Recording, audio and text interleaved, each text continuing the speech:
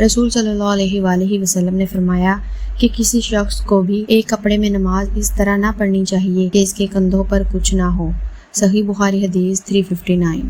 میں نے ابو ہریرہ رضی اللہ تعالیٰ عنہ سے سنا، وہ فرماتے تھے میں اس کی گواہی دیتا ہوں کہ رسول صلی اللہ علیہ وآلہ وسلم کو میں نے یہ ارشاد فرماتے سنا تھا کہ جو شخص ایک کپڑے میں نماز پڑھے اسے کپڑے کے دونوں کناروں کو اس کے مخالف سمت کے کندھے پر ڈال لینا چاہیے۔ صحیح بخاری حدیث 360۔ میں نے نبی کریم صلی اللہ علیہ وآلہ وسلم کے ساتھ ایک سفر غزوہ بوات میں گیا۔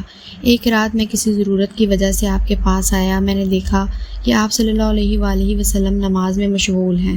اس وقت میرے بدن پر صرف ایک ہی کپڑا تھا، اسی لیے میں نے اسے لپیٹ لیا اور آپ کے بازو میں ہو کر میں بھی نماز میں شریک ہو گیا۔ جب آپ نماز سے فارغ ہوئے تو دریافت فرمایا، جابر اس رات کے وقت کیسے آئے؟ میں نے آپ صلی اللہ علیہ وآلہ وسلم سے اپنی ضرورت کے متعلق کہا۔ میں جب فارغ ہو گیا تو آپ نے پوچھا کہ یہ تم نے کیا لپیٹ رکھا تھا؟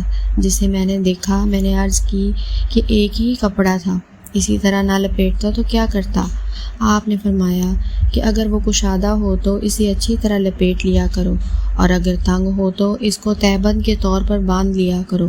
صحیح بخاری حدیث 361۔ کئی آدمی نبی کریم صلی اللہ علیہ وآلہ وسلم کے ساتھ بچوں کی طرح اپنی گردنوں پر ازارے باندھے ہوئے نماز پڑھتے تھے، اور عورتوں کو آپ کے زمانے میں حکم تھا کہ اپنے سروں کو سجدے سے اس وقت تک نہ اٹھائیں جب تک مرد سیدھے ہو کر بیٹھ نہ جائیں۔ صحیح بخاری حدیث 362۔ السلام علیکم۔ اگر آپ کو میری حدیث ویڈیو اچھی لگی ہو تو میرے چینل کو سبسکرائب، لائک اینڈ شیئر لازمی کریں۔ جزاک اللہ۔